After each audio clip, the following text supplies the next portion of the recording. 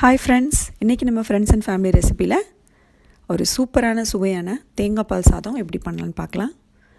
இதோட ஸ்பெஷல் என்னன்னு கேட்டிங்கன்னா, அந்த தேங்காய் பாலோட ரைஸ் சேர்ந்துருக்கும்போது வாசனையாகவும் டேஸ்ட்டாகவும் இருக்கும்.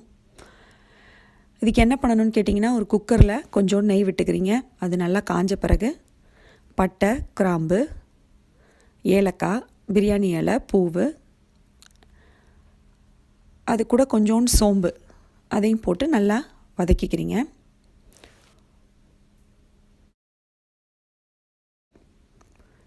இப்போ இது கூட நம்ம ஒரு சின்ன வெங்காயம் கட் பண்ணி அது கூட ஆட் பண்ணிக்கிறோம்.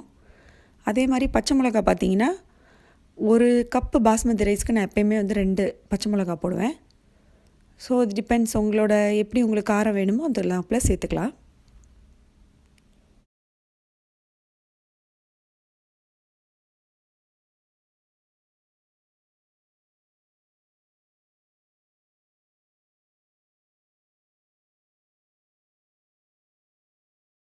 இப்போ இது கூட நம்ம கொஞ்சோண்டு புதினா இலை சின்ன சின்னதாக கட் பண்ணி அதை ஆட் பண்ணிக்கிறோம். அப்புறம் இந்த அளவு பார்த்துக்கோங்க, இஞ்சி பூண்டு விழுது அதையும் அது கூட போட்டு நல்லா வதக்கி விட்டுக்கணும்.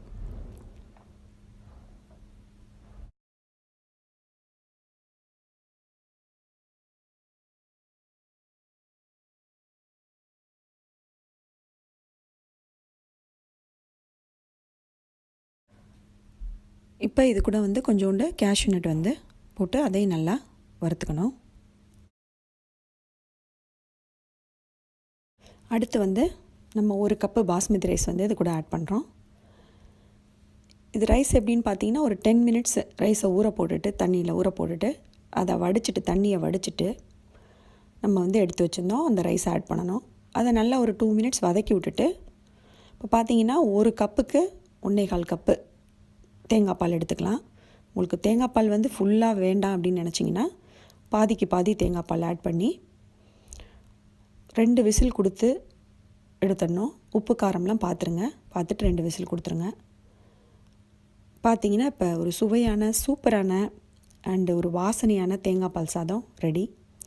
இதை நீங்களும் வீட்டில் ட்ரை பண்ணி பாருங்கள். பிடிச்சிருந்ததுன்னா லைக் போடுங்க, ஷேர் பண்ணுங்கள் அண்ட் சேனலை சப்ஸ்கிரைப் பண்ணுங்கள். நன்றி, வணக்கம்.